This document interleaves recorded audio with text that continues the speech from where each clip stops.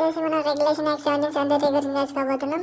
అయితే ఇక్కడ ఏం జరిగిందంటే వ్యాపారత్వం వచ్చిన ఈస్ట్ ఇండియన్ కంపెనీ వ్యవహారాలను చేసిన మొట్టమొదటి చట్టం ఈ చట్టం తొలి లిఖిత చట్టం కేంద్రీకృత పునాదులుగా వేసింది.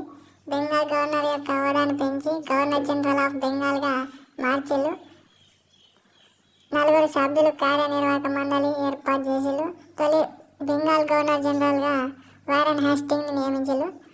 బొంబాయి, మద్రాస్, కలకత్తాలో సుప్రీంకోర్టు ఏర్పాటు ప్రతిపాదించారు. 1774లో సార్ ఎల్జీ ఇంప్ ప్రధాన న్యాయమూర్తిగా, 3 సాధారణ న్యాయమూర్తులతో కలకత్తాలో విలియం కోదలో సుప్రీంకోర్టుని ఏర్పాటు చేసిళ్ళు. ఆ కోర్ట్ ఆఫ్ డైరెక్టర్స్ రెవెన్స్ ఫార్ సైనిక వ్యవహారాలకు నేరుగా బ్రిటిష్ ప్రభుత్వానికి బాధ్యత వహించారు. కంపెనీ అధికారులు ప్రజల నుండి లంచాలను, బహుమతులను స్వీకరించద్దు అని పేర్కొన్నారు. అంతేకాకుండా ఆశించిన నియంత్రణ, కేంద్రీకృత పాలన ఏర్పాటు చేయలేకపోయారు. గవర్నర్ జనరల్ అధికారులపై ప్రస్తుత ఏర్పాటు లేదు. లోపాలను బ్రిటిష్ పార్లమెంట్ 1784లో నూతన చట్టం రూపొందించింది. బ్రిటిష్ ప్రధాని విలియం పిట్ ఈ చట్టాన్ని ప్రతిపాదించిండు.